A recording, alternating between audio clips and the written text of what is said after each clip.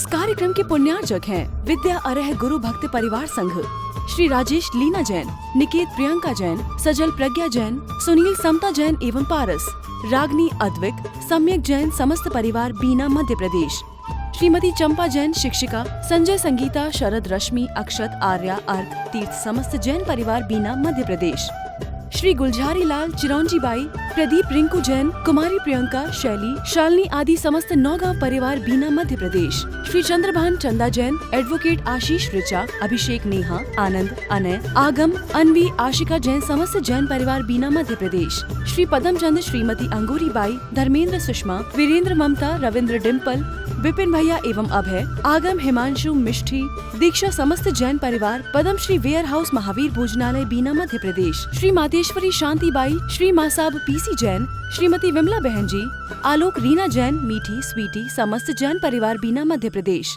Advocate Ashok, साधना जैन, लालू, प्रीति जैन, अनिकेत, प्रख्या, प्रज्ञा, चानी, मयंक जैन समस्त जैन परिवार बीना मध्य प्रदेश, श्री रमेश चंद, सुशीला जी, अभय, श्वेता, आनंद, गुंजन, अनुज, रचना, अंश, हर्षिता समस्त जैन परिवार बीना मध्य प्रदेश, श्री पवन, मनीषा, पिंकी जैन, प्राची, हर्ष, प्रिंसी जैन समस्त कोलुआ वाला परिवार बीना मध्य प्रदेश। जब हम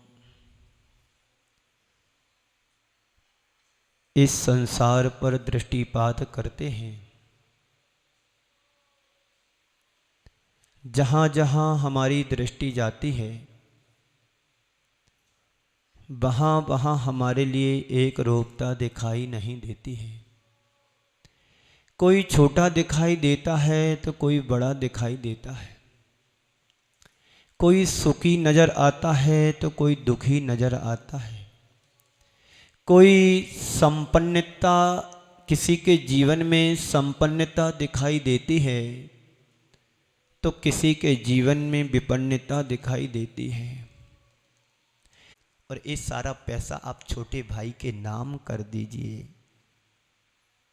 सोच के धनी जो होते हैं, अच्छी सोच के जो धनी होते हैं, उनके अंदर की सोच ऐसी ही होती है, जो मेरे से कमजोर है उनको दे दीजिए। बात आई गई, सारा पैसा छोटे भाई के नाम पर कर दिया। क्या आपके पास ऐसी संपत्ति है? तो यदि आपने बड़े बेटे को कहा तो बड़ा बेटा क्या इतना उदार है कि वो छोटे भाई के लिए कर दे? आप पिताजी से ये कह सकते, पिताजी और कितना तुम्हारे पास है वो भी मेरे नाम कर दो। राजा 7 दिन में मात्र प्रभु की भक्ति करता रहा। उसे बस सामने मृत्यु दिख रही है, मेरे सामने किस पल मेरे अंतिम जीवन का अंतिम पल बन जाए, कहा नहीं जाता है। इन 7 दिन की अवधि में उसने मात्र प्रभु की भक्ति और आराधना की। संत ने उसको अपने अंदर की जिज्ञासा को बताते हुए कहा कि हे राजन, तुम्हें इन 7 दिनों में मात्र तुम्हें अपनी मृत्यु सामने दिखाई दी है। मुझे हर पल मेरी मृत्यु सामने झूलती आंखों के, मुझे लगता है मेरे जीवन का अंतिम पल कब बन जाए, मुझे पता है मेरे जीवन का अंतिम पल कब हो जाए, इसलिए मैं हर पल सावधान रहता हूँ। और तभी मेरे जीवन में एक असाधारण परिवर्तन आया। आपसे कोई कह दे कि आपकी मृत्यु 7 दिन में है, तो आप यही कहोगे जब मरना होगा मरेंगे, अभी मरने के पहले क्यों मर जाऊं? जब मरना होगा मरेंगे, अभी मरने के पहले मरने के डर से अभी से क्यों मरूं? लेकिन जो सम्यक दृष्टि जीव होता है वो हर पल अपने आप को अप टू डेट रखता है। कल मैंने 4 शब्द आपके समक्ष रखे थे। अहंकार, दूसरा आसक्ति, तीसरा अवसाद और चौथा आकुलता। ये हमारी बहुत बड़ी दुर्बलता है। ये सबसे बड़ा हमारा दोष है, अहंकार और अभिमान। तुम्हारे लिए जीवन मिला है, जीवन जीने की शैली मिली है, और तुम्हारे पुण्य से तुम्हारे पास जो संपत्ति मिली है, शक्ति मिली है, सत्ता मिली है, प्रभुता मिली है, ये तुम्हारे साथ जाने वाले हैं क्या? बोलो, तुमने पैसा कमाया, पैसा तुमने जो कमाया, क्या वो तुम्हारे साथ जाने वाला है? क्या तुम्हारे साथ रहने वाला है? एक पाई पर तुम्हारा अधिकार नहीं है, फिर अहंकार किस पर करते हो? ये मंदिर मेरा, ये धर्मशाला मैंने बनवाई, ये मंदिर मैंने बनवाया, इस शिखर का निर्माण मेरे बाबूजी ने कराया, इस पर कलशारोहण मेरे परिवार का हुआ, ये मकान मेरा है, ये दुकान मेरी है, ये संपत्ति मेरी है, ये धन वैभव मेरा है। कभी संपत्ति ने आकर के, वैभव ने आकर के तुम्हारे से कहा कि हम तुम्हारे हैं? बोलो, यही हमारे मन की सबसे बड़ी कमजोरी मानी जाती है, यही हमारे अंदर की सबसे बड़ी दुर्बलता है। जो मेरा नहीं है हम उसके पीछे भागते हैं, और जो मेरा है उसकी तरफ हमारा ख्याल भी नहीं है। किसका अभिमान और किस पर अभिमान हम कर रहे हैं? बोलो, तुम्हारा तो एक श्वास पर अधिकार नहीं है। बोलो, है किसी का? बोलो, है तुम्हारा एक श्वास पर अधिकार? तुम देर रात बिस्तर पर सोने के लिए जाते हो, तुमको ये पता है कि हमारी सुबह आंख खुलेगी कि नहीं खुलेगी? नींद में तो हर व्यक्ति बेहोश हो जाता है, उसको ये भी खबर नहीं होती है कि मैं कहां पर सो रहा हूं, कहां पर हूं। आप लोगों को पता होता है? बोलो, जब सोते हैं तो कैसा लगता है कि कहां पर सो रहे? कुछ भी नहीं पता। तो फिर किस पर मैं अभिमान करूं, किस पर अहंकार करूं? क्या मेरा है जिस पर मैं अहंकार जैसे कर सकूं? हमारा अपना इस संसार में कुछ भी नहीं है। कितनी देर का अभिमान है?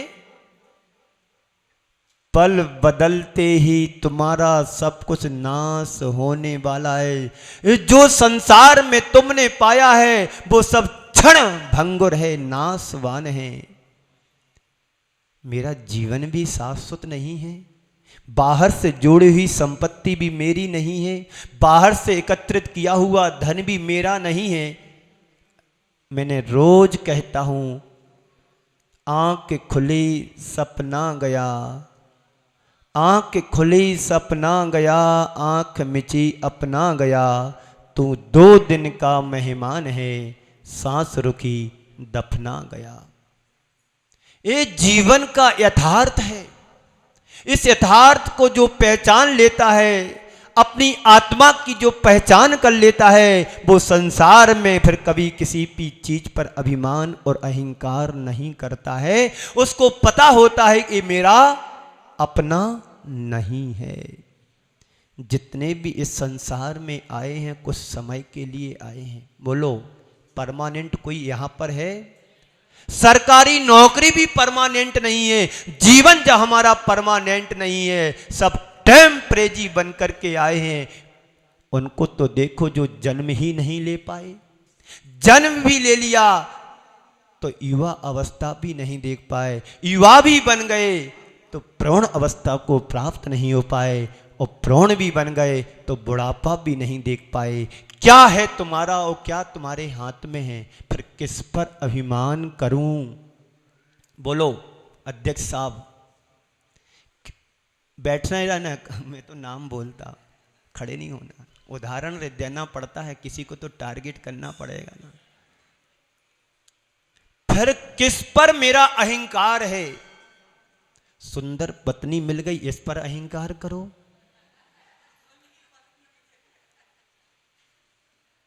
तुम्हारे पुण्य से तुम्हें वैभव मिल गया, उस पर अहंकार करो। क्या है मेरा? कितने दिन की जिंदगी है तुम्हारी? एक श्वास पर तुम्हारा अधिकार नहीं है। पल पल तुम्हारे जीवन में संकट लगा हुआ है, पल पल तुम्हारे सामने चुनौतियां मिल रही हैं। हर पल तुम्हें सावधान रहने की जरूरत है तुम्हारे अंदर इतना विश्वास कि मेरा इस संसार में एक परमाणु मात्र भी मेरा नहीं है। अभी आपसे किसी दान की बात कही जाए तो महाराज अभी मेरी हैसियत नहीं है, और इतना सारा जोड़ करके रखे, क्या वो तुम्हारे साथ सब जाने वाला है? एक दिन यहीं छोड़ करके जाने वाला है। बंधुओं, 12 भावनाएं हमारे अंदर के अहंकार को नष्ट करने वाली होती हैं। दूसरी बात आती है आसक्ति। आसक्ति का मतलब क्या होता है पता है तुम्हें? अटैचमेंट।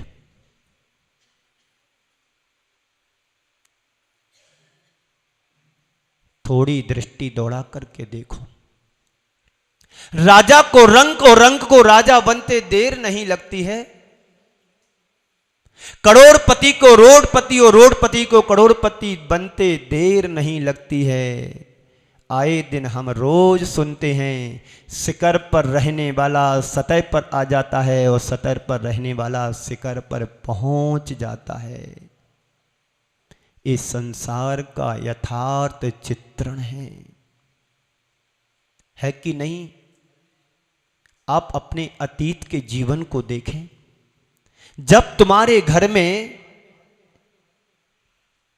सुबह व्यवस्था होती थी तो शाम को व्यवस्था नहीं हो पाती थी खाने पीने की, और आज का दिन है, आज कम से कम सुकून से 4 महीने की व्यवस्था हमारे परिवार में घर में है। यही संसार की वास्तविकता है, यही संसार का यथार्थ चित्रण है।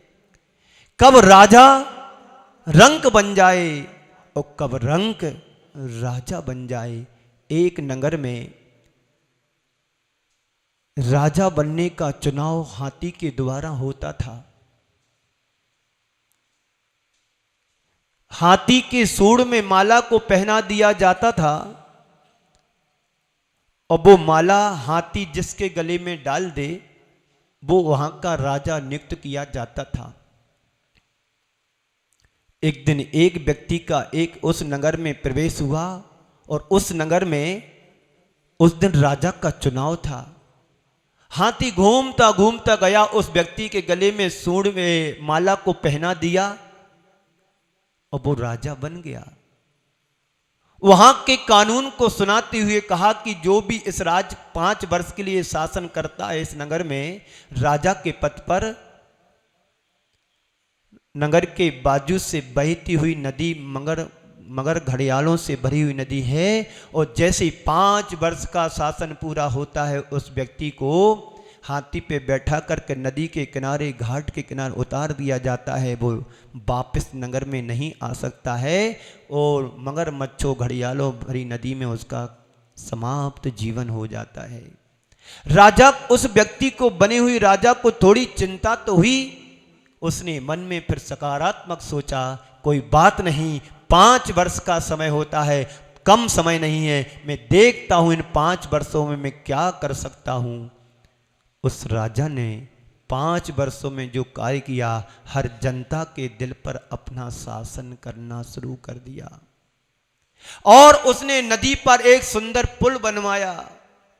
उस नदी के उस पार उसने नगर एक बसा दिया। और जैसे ही 5 वर्ष उसके पूर्ण हुए, राजा के वहां के कानून के मुताबिक पुरोहित ने आकर के उसको एक दलील सुनाती हुए कहा कि हे राजन, तेरा 5 वर्ष का काल पूरा हुआ, अब तू हाथी पर बैठ करके नदी के घाट पर तुम्हें छोड़ा जाएगा। पीछे पीछे जनता आती गई। मेरे प्राण प्रिय राजा अब इस ऐसे नगर से जा रहे हैं, अब हम सबका क्या होगा। सारी जनता अश्रुपात हो रही है। जैसे जैसे राजा नदी के किनारे गया, देखते क्या है, हाथी से नीचे उतारा, नदी पर पुल बना हुआ था, और पुल पर पांव पांव चल करके गया, उस पार चला गया। उस पार जाकर के देखता है सुंदर नगर बसा हुआ है। सारी जनता इस नगर से उस नगर चली गई। यह भी तुम्हारा नहीं है। चाहे तुम सुंदर पुल बना लो, चाहे तुम अच्छा नगर बसा लो, जब तक तुम्हारे जीवन में पुण्य शाश्वत है, यदि जिस दिन तुम्हारा पुण्य क्षीण हो जाएगा, ना नगर तुम्हारा रहेगा, ना तुम्हारी जनता रहेगी, ना प्रजा रहेगी, बस तुम्हारी आत्मा ही अजर अमर शाश्वत है। इस संसार का यथार्थ चित्रण है कि राजा कब रंक बन जाए और रंक कब राजा बन जाए, आप लोग चुनावी माहौल में जीते हो। जो एक साधारण व्यक्ति होता है वो कई कई बार अच्छे पद पर पहुंच जाता है, विधायक बन जाता है, सांसद बन जाता है, प्रधानमंत्री बन जाता है, मुख्यमंत्री बन जाता है। जब उसके 5 वर्ष पूरे होते हैं तो वही व्यक्ति एक साधारण नागरिक भी बन जाता है। होता है ऐसा कि नहीं होता बोलो? संत कहते हैं जी तुम्हारी जिंदगी के जो दिन हैं 5 वर्ष की तरह तुम्हें मिले हुए हैं। इन 5 वर्षों की तरह तुम्हारा जो जीवन मिला है, अब इस जीवन में तुम्हें ये सोचना है कि हमें इस संसार से पार होने के लिए क्या पुल बनाना, क्या तैयारियां करना है तुम्हारे पास कोई व्यवस्था जो तुम इस संसार से पार हो जाओ? है कोई व्यवस्था? बोलो। है। साधु संतों के पास सारी व्यवस्थाएं होती हैं। विद्या अरह गुरु भक्त परिवार संघ श्री राजेश लीना जैन, निकेत प्रियंका जैन, सजल प्रज्ञा जैन, सुनील समता जैन एवं पारस, रागनी अद्विक, सम्यक जैन समस्त परिवार बीना मध्य प्रदेश। श्रीमती चंपा जैन शिक्षिका, संजय संगीता, शरद रश्मि, अक्षत, आर्या, अर्क, तीर्थ समस्त जैन परिवार बीना मध्य प्रदेश। श्री गुलझारी लाल, चिरौंजी बाई, प्रदीप, रिंकू जैन, कुमारी प्रियंका, शैली, शालिनी आदि समस्त नौगांव परिवार बीना मध्य प्रदेश। श्री चंद्रभान चंदा जैन, एडवोकेट आशीष ऋचा, अभिषेक, नेहा, आनंद, अनय, आगम, अनवी, आशिका जैन समस्त जैन परिवार बीना मध्य प्रदेश। श्री पदम चंद, श्रीमती अंगूरी बाई, धर्मेंद्र, सुषमा, वीरेंद्र, ममता, रविंद्र, डिम्पल, विपिन भैया एवं अभय, आगम, हिमांशु, मिष्ठी, दीक्षा समस्त जैन परिवार पदम श्री वेयर हाउस महावीर भोजनालय बीना मध्य प्रदेश। श्री मातेश्वरी शांति by, Shri Masab PC Jain, Shrimati Vimla बहन जी, आलोक, रीना जैन, मीठी, स्वीटी समस्त जैन परिवार बीना मध्य प्रदेश। एडवोकेट अशोक, साधना जैन, लालू, प्रीति जैन, अनिकेत, प्रख्या, प्रज्ञा, चानी, मयंक जैन समस्त जैन परिवार बीना मध्य प्रदेश। श्री रमेश चंद, सुशीला जी, अभय, श्वेता, आनंद, गुंजन, अनुज, रचना, अंश, हर्षिता समस्त जैन परिवार बीना मध्य प्रदेश। श्री पवन, मनीषा, पिंकी जैन, प्राची, हर्ष, प्रिंसी जैन समस्त कोलुआ वाला परिवार बीना मध्य प्रदेश।